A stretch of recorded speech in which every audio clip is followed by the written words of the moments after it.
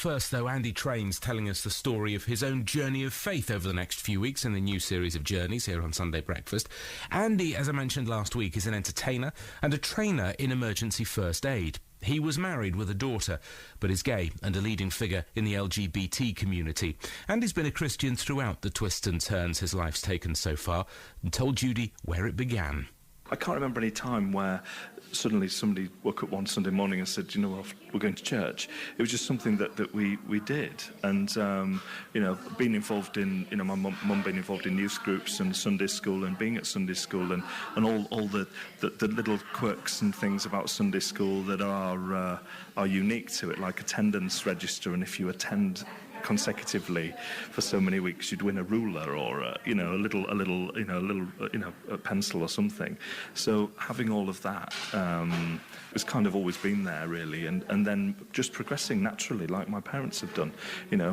Being able to take communion, being confirmed, getting involved with a choir. I did a lot of, and I still am very much kind of joining things and getting involved, and just so wonderful to be able to contribute and help people with their worship by being involved in a collective group as a choir is, and I do miss some of that element, really.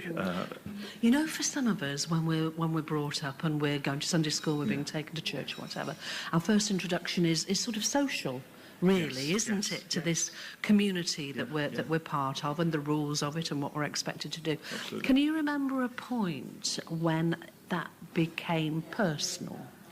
Yeah, I think that we had opportunities with the church to go to like a camp situation where you were away from home and you were in an environment like anything where you're away from all the distractions of what's what. And I think there's been people who made an impact on me where you have an opportunity to focus and you listen to stories and scripture and you read around it. And I think it's that, and I think growing and maturing within the church. And I think also a couple of times with what I suppose we'd call house groups, really, and I'm still in touch with a few people. I know that perhaps they have found it quite difficult to understand, what was going on with me. But I really, the blend of social and I suppose more of the ritual side of things, but important, to have all of that in there. And I mean, I love the ceremony. I can see where I'm coming from when I'm, if I'm dressing up in a costume or I'm performing.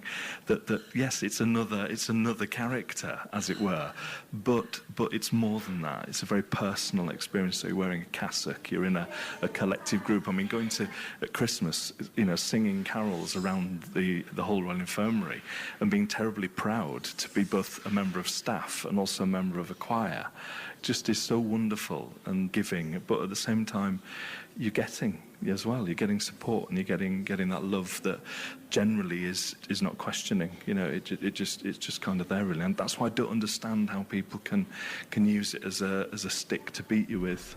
There we are. Andy Train, and telling his journey of his own story of faith, coming on our Journeys series back on Sunday Breakfast.